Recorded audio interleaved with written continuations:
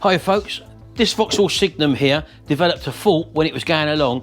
It was like a grinding sort of noise, and also when you turn the steering wheel, it was clunk, clunk, clunk, clunk, clunk, clunk, clunk, clunk, clunk. So I've done a bit of investigation. I drew it down to the drive shaft, and let's see what I found also while I had the wheel off.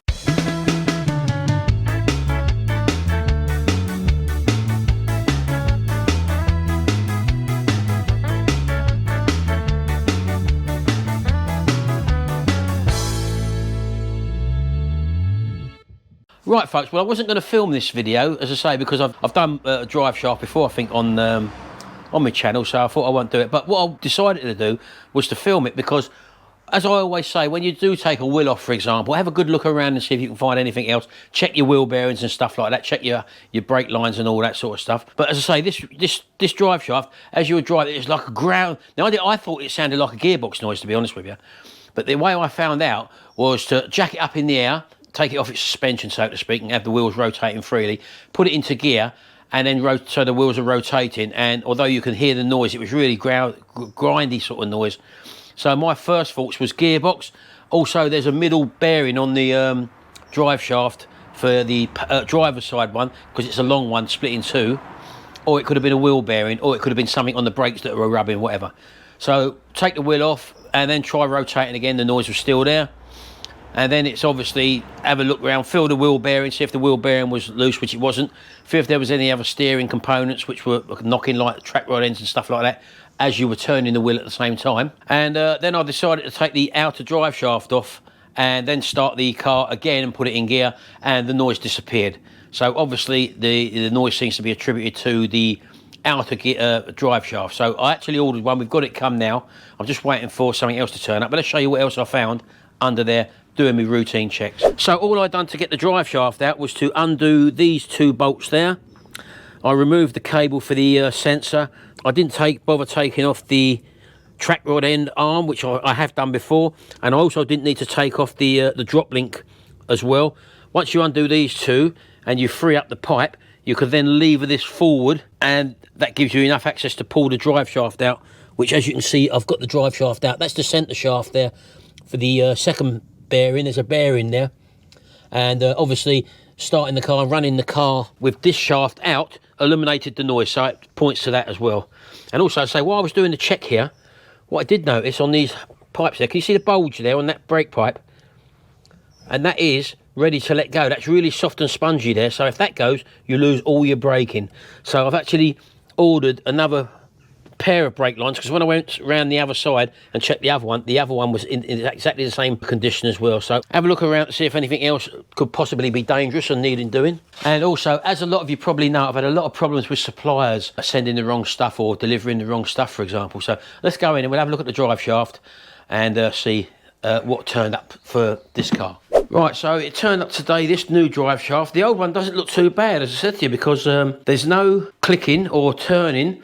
But obviously when it's rotating, something's happening, and when you put it on full lock, obviously it's clonk, clonk, clonk, clonk, clonk. So there isn't no inherent problem that I can see with this drive shaft, but it's got to be that because everything else is still on the car, and I've also checked the wheel bearing and there's nothing wrong with the wheel bearing, so it's got to be this. So this is the replacement one. As you can see, it's slightly different. The main bit's where the body links up and the splines, everything there is the same, and also the same length as well. Coming down to this end, it varies a little bit.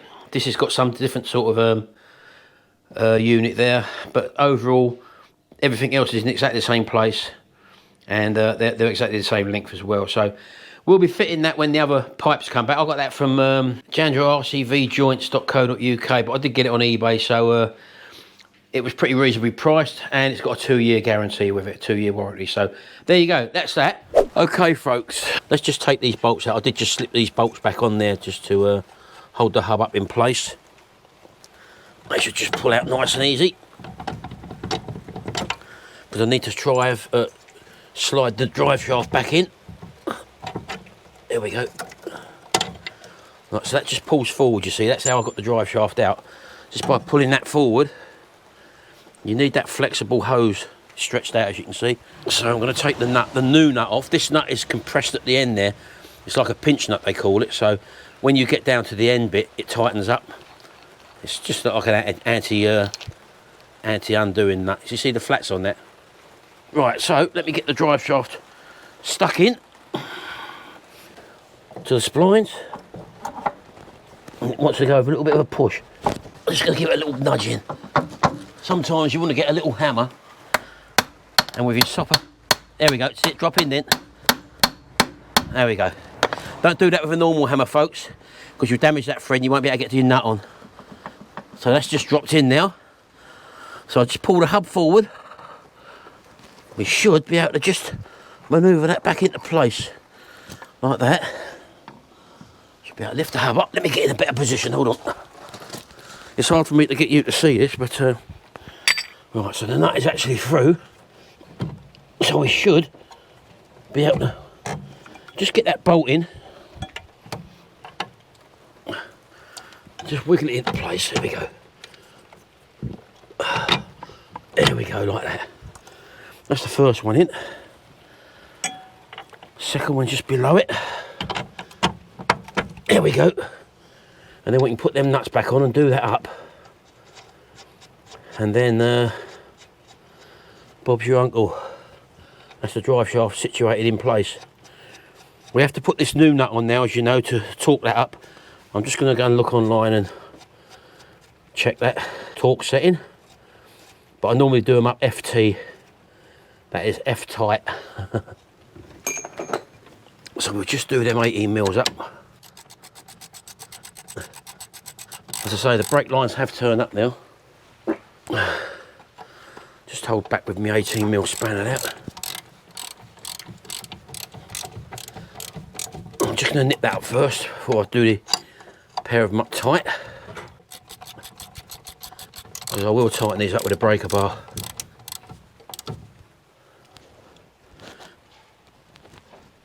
There we go. That's the first one done.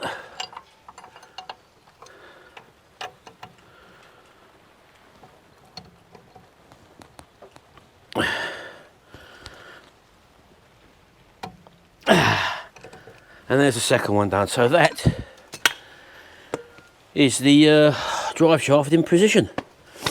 So we'll put the main nut on now.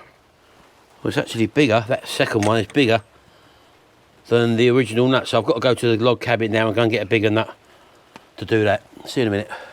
Right, apparently this new nut is 36 mil. Whereas the old one, I don't know, my 1.25 inch fits on there out of my Halford socket set. So there we go. So if you're going to put the new one on, which you should do really, it's 36 mil nut. Lucky enough I've got a 36 mil socket. And the tightening sequence of this, normally you do them up really tight, FT I call it. But if you want to do it to spec, you do 150 Newton meters first, and then you slacken it off 45 degrees, and then you tighten up to 250 Newton meters. So my torque wrench only goes up to 150 Newton meters, so I'm going to have to do a bit of calculated torquing, so to speak. Anyway, so let's get that on. We've still got the car up in the air, as you well know. I could leave this to do this on the deck, but I'm going to have a go just to get it tightened up, because obviously you don't want to rock the car and get it off the jack. So I'll be pushing downwards rather than lifting up. I'll be pushing downwards on the car. So let's get our tool on there.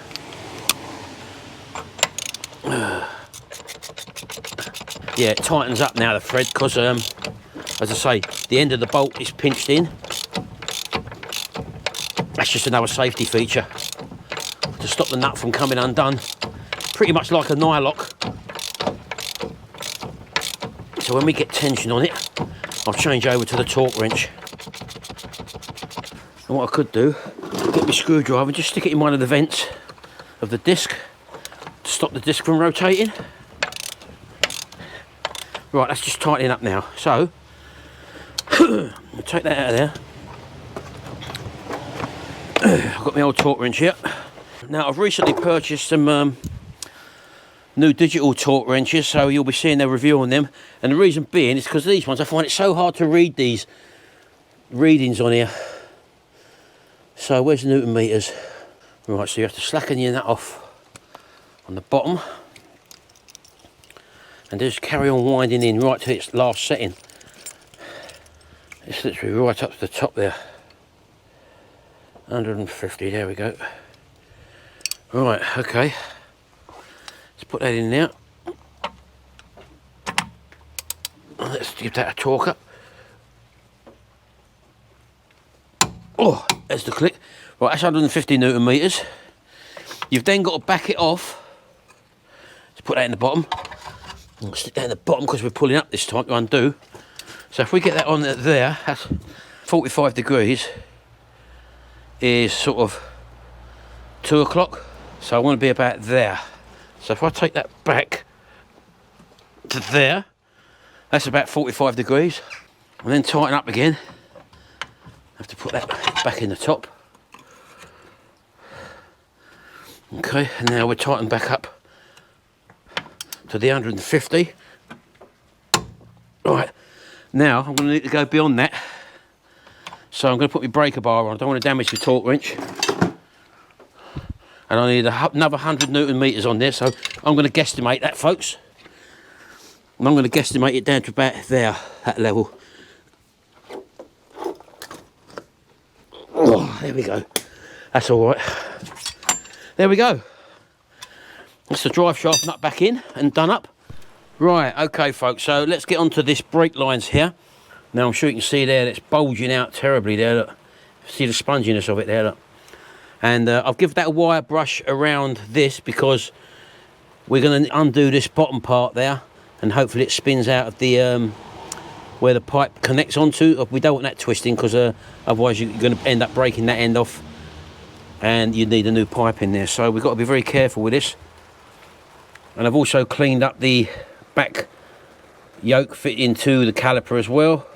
And just to help things along, I'm just going to put a bit of penetration fluid just in there and also on the back of the caliper there, just to get things hopefully get things moving.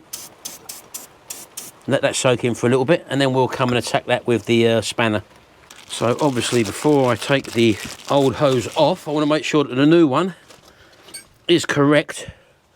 So that goes on there like that. Yep, that's correct. And I'm looking, there's a dot on there.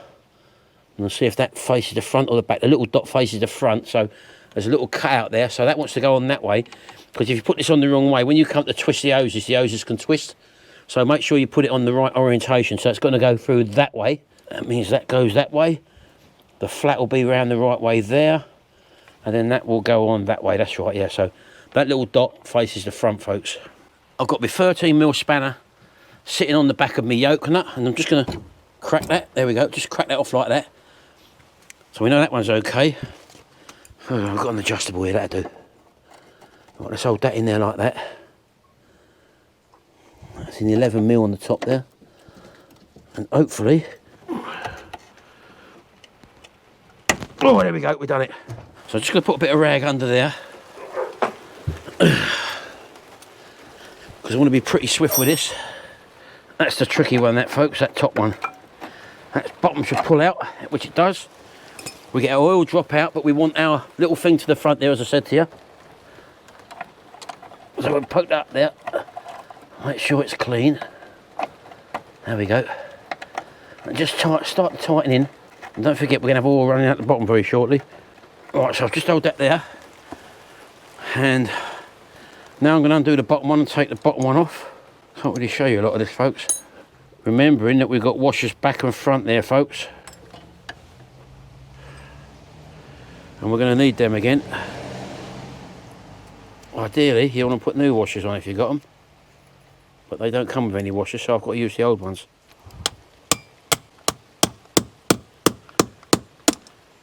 There we go. Washers back and front. Oh, face is clean. Now, we get a copper washer at the back. You can't see this, folks, I'm afraid, sorry. There we go, that's started. And nip up with my 13mm, wherever it is. There we go, just tightening up now. There we go. Right, a bit of a mess down there, but let's just dry it all off. Don't forget we've got to tighten the top one up as well. Put that on there like that. There we go. That's on. Right, folks, So this was our old bulging pipe there. Look at that, look. That could have gone at any time, look. Unbelievable. Just wipe everything off and make sure you haven't got any leaks afterwards. So dry all that off. So on there, new drive shaft on. And there you go there. That's the other bit on the other side there. So I've just got to put that clip on there and Bob's your uncle. Right, let's put that on there like that. Little tap on there. Couple of cable ties on there and that'll hold that in place. Yeah, look, you see the clip's broken off the back of that, so I'll just do what the other person done before me. Just put a couple of cable ties around it. Just keep it out of the way of anything that rotates. One there. Just do one above it and all. There we go. And that'll hold that in place. There we go. Job done. All I've got to do is bleed the system, make sure we've got no leaks, clean everything off. I'm going to do the other one now, you ain't got to see that, and we'll give it a little test drive after I've bled the brake, so I'll see you in a minute. Right, so I've got this Sealy brake and clutch bleeding system. It says on there, do not exceed 28 PSI. I never pump it up to 28. I normally pump it up to about 22 PSI. So what you do is you basically fill this with an amount of clean, good brake fluid. You then undo your reservoir cap, which I've already taken off. This end comes off, it's got a lot of hose connection there, so this end is actually separate. You pump up a little bit until you get the fluid come through here, through your tube, and going into your reservoir. You fill your reservoir up just to the maximum. Once it's up to where the maximum is, then put this top on and screw the top on and make sure that's a tight seal. So you then carry on pumping this up nice. So I normally go up to about 22 PSI, and you leave it there for about 5 or 10 minutes. Well, in my case, I didn't need to, because once I looked at my joints down here, this one was okay, that weren't leaking, but the one at the bottom, where that old blinking washer I had to reuse, was leaking. So I've had to go down to my local motor factors and buy some copper washers, because them brake lines, they never come with any washers, believe it or not. So I've got 4 brand new washers there, so I'm going to put these new washers on now and hopefully stop that leak, and then I'll test it again, bleed this brake, and then move on to the other side. So I'm just going to put one on now, so I'll see you in a minute. Right, okay, let's undo this again. Crack this 13 mil. Now we're going to get a bit of fluid come out of here, folks, but we can't help that. I've got my cloth down on the floor.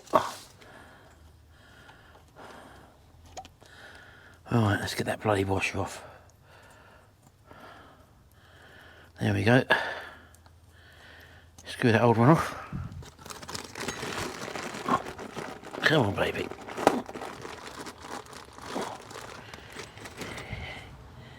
Get a new one on.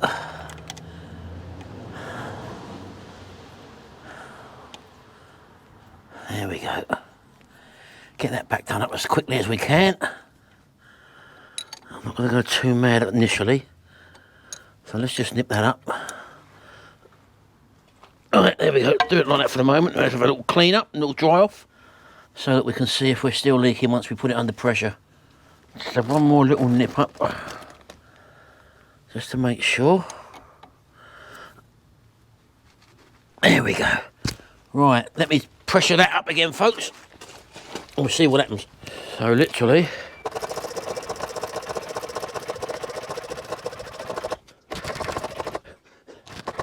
okay, so I'll just take it up to 22 PSI. Coming back down here, dry finger. This is why you leave it for about 5 or 10 minutes, folks. Keep it under pressure and make sure you get no fluid coming out of your joints. So I'm going to leave that for about 5 minutes, come back to it, and I'll let you know. Right, folks, look, bone dry. So our new washer did the trick, and I bought a few more to say as a little precaution anyway, because they always end it, you're having stock. Right, so that's done now, and as I say, I've already checked the top joint now, which is also fine, so we're all right there. Everything's back as it was there, and I've cracked my bleed nipple, and I've just got a little jar here, put a hole in the top of that like that, with a hose going into it. So I've cracked my nipple, and all I've got to do is sort of give a half a turn on there, and basically bleed the air out of the system, which I'm hopefully doing now. And as the air comes out, fluid is automatically getting pressurised into that system, so you haven't got to worry about the level of that dropping, because this is filling it up via this hose here. That's the beauty of having one of these systems. I'll give it a good run through, because we say we can get some new fluid going all the way through the front from the reservoir, so that's what I'm doing here. There we go, just nip that up, don't go too mad with that. Just seat it, get that off of there, pull your cap off of there. Again, have a little clean up around your nipple. Can't beat a nipple, cleaning your nipples, can you? Plonk that back on, and this side is done. So I haven't got to do the drive shaft the other side. What I'm going to do now is to do that one the other side. You ain't got to see that. It's exactly the same procedure as that, basically. So I know that I've got spare copper washers now, so that's handy. And we'll come back and we'll give it a little test drive and see if we got rid of that noise. See you in a minute. Okay, folks, let's take it round the block. Let's see what we can hear or what we can't hear. Make sure the brakes are okay, because we've just done them, don't forget. So I'm just pressing on them. They seem to be okay. Yeah, they're stopping fine, they're high, pedals nice and high.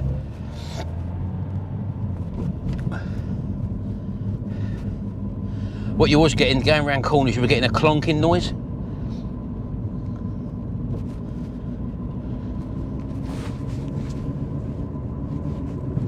Since we've done that DPF clean on this, and all the other bits we've done, although we've still got the engine management light up, everything's fine. It really accelerates well, this car now.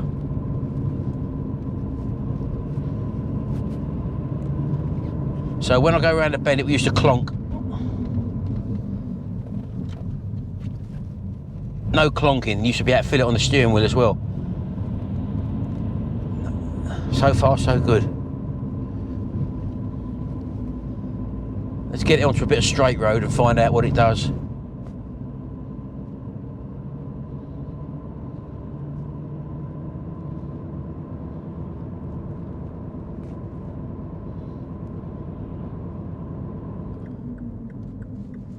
Right, going around the corner, used to get a clonk, clonk, clonk, which doesn't appear to be there anymore, so I'm happy with that. It's an old car, it's done 155,000 miles. Right, that's it, folks. Job done. So there you go, folks. The Signum lives a little bit longer. And don't forget, if you do like my videos, check out my other playlists. I've got other car stuff, I've got bike stuff, I've got lawnmower repair stuff, anything in a small engine community. Hit that subscribe button down there if you do like my channel, because it helps my channel grow. And also ring that little notification bell and set your preferences to all. That means every time I upload a video, you'll get notified. Thanks very much, folks. I'll see you in the next video. And until then, bye for now.